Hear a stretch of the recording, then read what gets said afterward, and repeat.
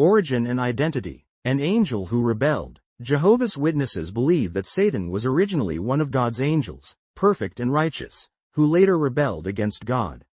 While the Bible does not provide a specific name for this angel before he sinned, witnesses teach that he allowed pride and selfish desires to overtake him.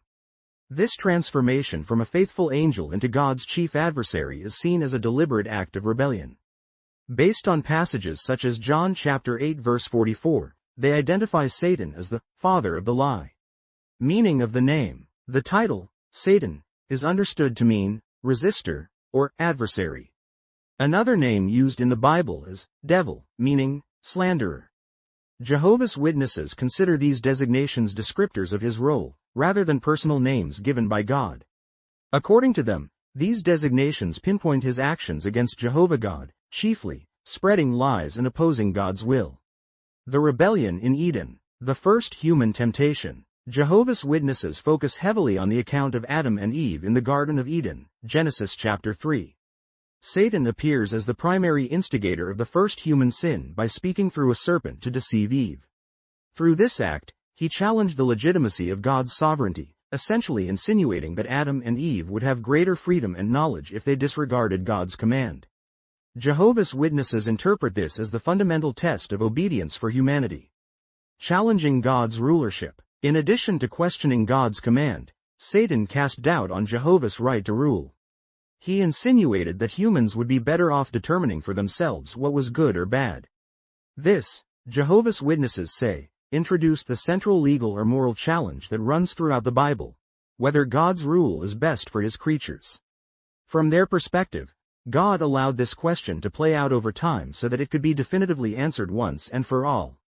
Satan's influence on the world. The God of this system of things.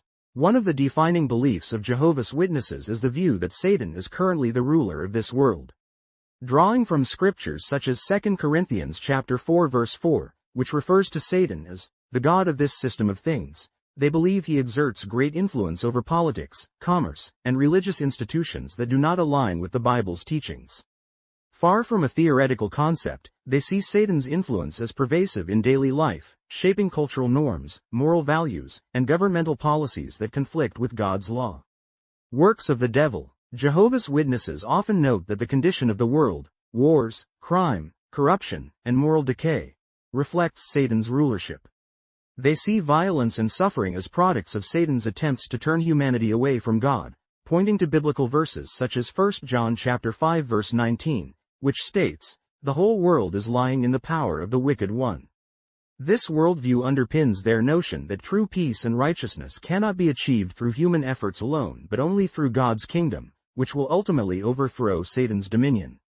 Satan's strategy. Deception and distraction. According to witnesses, Satan primarily employs deception to achieve his ends. He uses propaganda, false religion, and immoral temptations to distract people from the Bible's truths. Satan's cunning strategy includes the promotion of ideas that appear virtuous but subtly steer people away from God's standards.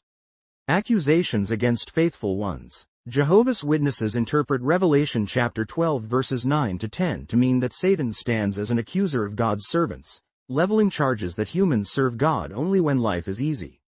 They point back to the biblical account of Job, where Satan challenged God, arguing that Job's faithfulness rested solely on divine protection and blessings. This theme runs through many of their teachings, that Satan continues to accuse and test those striving to do God's will. The time of the end and Satan's fate. War in heaven. Jehovah's Witnesses believe that a heavenly conflict took place in the early 20th century, around 1914. They hold that at that time, Jesus Christ, enthroned as King in heaven, waged war against Satan and his demons, expelling them from heaven to the vicinity of the earth. Revelation chapter 12 verses 7 to 9. In their view, this event marked the beginning of the last days on earth. They cite global upheavals such as world wars, natural disasters, and socio-political instability as fulfillment of biblical prophecies about the end times. A short period of great wrath. From Revelation chapter 12 verse 12, Jehovah's Witnesses gather that Satan knows his time is short and has intensified his efforts against humankind. They believe the increasing moral and social decay in the world signals that Satan is particularly active, using every available means to mislead people in the time remaining before his final judgment. Final judgment. Ultimately, Jehovah's Witnesses believe that Satan's activity will come to a permanent end. After the future event called Armageddon, Satan will be restrained for 1,000 years. Following that millennium, he will be released briefly to test humanity one last time. Revelation chapter 20 verses 1-3, 7-10. When that final test concludes, Satan and his demons will be destroyed forever, removing the source of evil and suffering. Practical application for believers. Spiritual warfare. Jehovah's Witnesses emphasize the importance of spiritual vigilance, citing scriptures like Ephesians chapter 6 verse 11, which speaks of putting on the complete suit of armor from God to stand firm against the devil's schemes. This includes regular prayer, Bible study, and active participation in their Christian congregation, which they see as protective measures that help them resist demonic influence. Please share and